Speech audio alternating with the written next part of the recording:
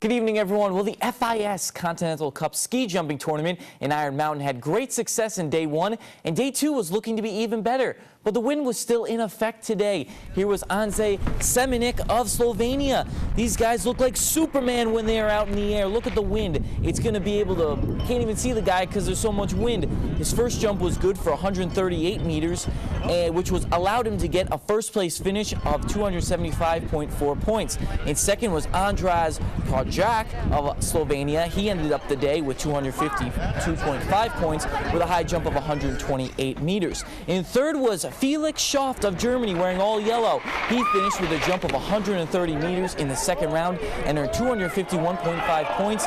It was a great 2 days of jumping, and big crowds did a nice job welcoming the international skiers. We go to wrestling. A big weekend yesterday, and Division II district tournaments at Escanaba. We start there. 160-pound final match. Kirkavecchia Marquette taking on Kyle Carter of Big Rapids. Final seconds of the match, and both are tied at 7. It starts getting intense, but while Kurt looked he couldn't get good position, he was able to flip over, gain control for 2 points, and the huge win for Marquette Wrestling as he advances to the regionals. Next, here's Caleb Roy of Escanaba in the 135 final match with Dylan Nichols of West Branch Ojimowa Heights, and Caleb did a great job taking the dominant position over his opponent, earning the 9-0 major decision for the big win in the districts. Nice win there for the Eskimos. And here is Stephen Kimes of Sault Ste. Marie. Yes, we get a Sioux kid in here for the Blue Devils. 140-pound final match between Kyle Reamer of Greenville. These two went at it all over the match with a ton of energy, and Stephen was able to use more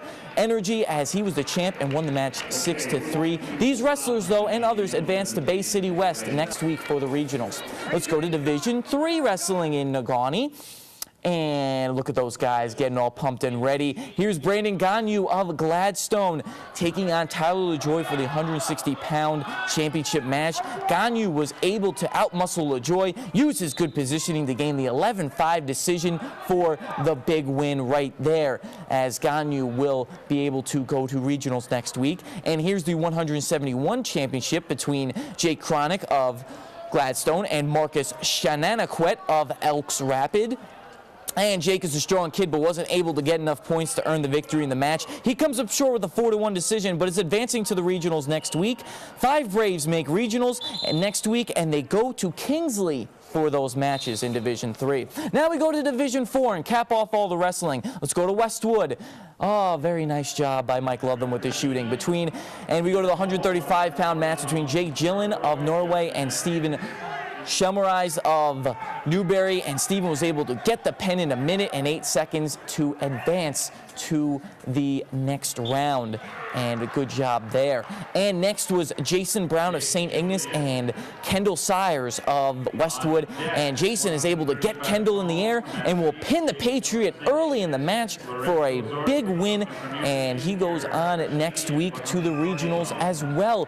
And St. Ignace had a lot of success in this tournament yesterday. And then the final match was 119-pound between Brittany Dunkley of Gwyn and Zach Carter Powell of Rudyard, and Brittany keeps it close but loses an 11-9 decision. St. Ignace had 3 winners in the finals, and the wrestlers that advanced to regionals will go to Rogers City next week. And go Gibbik men and women both get a win. For the women, Jesse Mackey had a double-double, 11 points and 12 rebounds in the 74-55 win. And for the men, Randy Clark had a double-double of his own with 21 points and 10 assists in the 71-58 win. Hockey today, actually high school hockey, as Escanaba beats Chelsea 6-5, and they go on to win those 3 games downstate. And Jake Easton had 2 goals, Nick Vandermissen 2 goals. And Marquette fell to Grosse Pointe South 3-0. Kingsford was down 7-2, but Ted Petal at 4 goals. They were able to tie it up in that game 7-7. And also, high school basketball scores from yesterday. Ewan Trout Creek is able to beat Ontonagon 67-52. And we also had a lot of other scores, but you'll find them on our website, uppermichigansource.com. Right, you can always depend on our website to find any information that we don't get here on the newscast, right? Yeah. All right, thank you, Donnie, very much. And coming up, we'll take you to Munising for a chili fundraiser that helps their local animal shelter.